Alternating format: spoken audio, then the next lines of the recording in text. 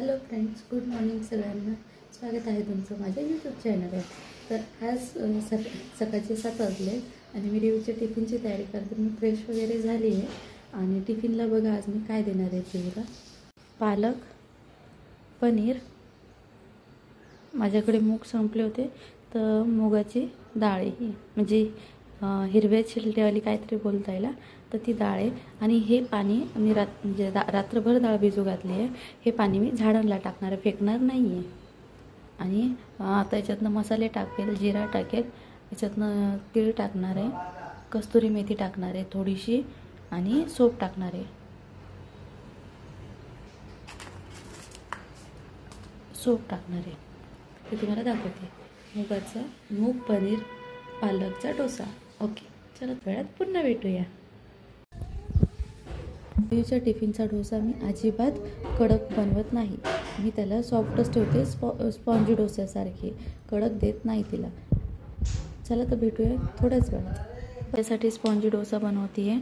मी याच्यामध्ये टाकलं आहे पालक, आलं, लसूण, हिरवी मिरची, दही, थोडीशी कोथिंबीर, कढीपत्त्याचे थोडे कवळे पानं होते तर ते सुद्धा मी ॲड केले. आता मी याच्यामध्ये थोडीशी सोप, थोडीशी तीळ, थोडासा जिरा आणि हळद, कांदा लसूण मसाला, तुम्हाला जे हवे ते टाका तुम्ही. मी सगळंच टाकते. धने पावडर आणि किचन किंग मसाला. लाल मिरची तर नावापुरती वापरणार आहे कारण रिव्यूचा टिफिन आहे. आणि कस्तुरी मेथी थोडीशी क्रश करून टाकायची आहे. आणि लास्टमध्ये पनीर टाकायचं आहे थोडंसं त्याच्यामध्ये आणि थोडंसं तसंच ठेवायचं आहे. मी ते नंतर सांगते. आणि मी याच्यामध्ये कमीच मसाले टाकलेत. तर बघू शकता तुम्ही याची एकदम फाईन पेस्ट बनवली आहे मी. आता हे दुसऱ्या बाउलमध्ये ट्रान्सफर करून घेणार. आणि बघा हे दुसऱ्या बाउलमध्ये ट्रान्सफर केलं. मी वाटताना अजिबात त्यात पाणी ॲड केलं नाही. आणि आता हे फक्त वन साईड असं थोडंसं 5 मिनटं फेटून घ्यायचं आहे मस्त, म्हणजे फ्लफी होईल. मी काही सोडा वगैरे टाकलेला नाही त्याच्यामध्ये. किती छान बॅटर झालं आहे.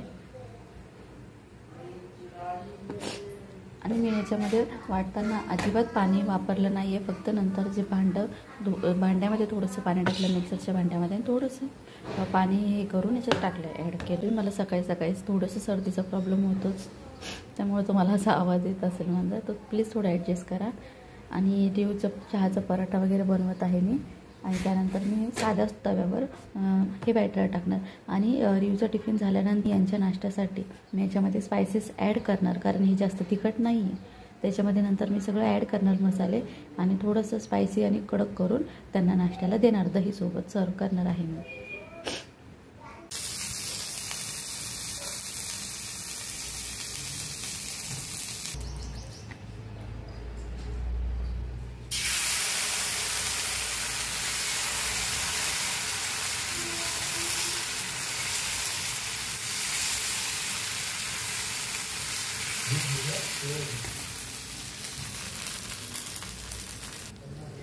तर याच्यामध्ये पनीर, गाजर आणि मॅगी मसाला थोडासा ॲड केला आहे. तर आता मी याला पलटी करून घेते. मी दोन्ही साईडनी शेकते.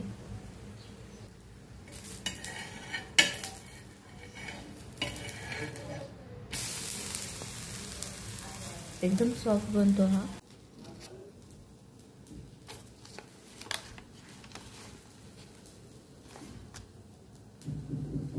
एकदम सॉफ्ट आहे.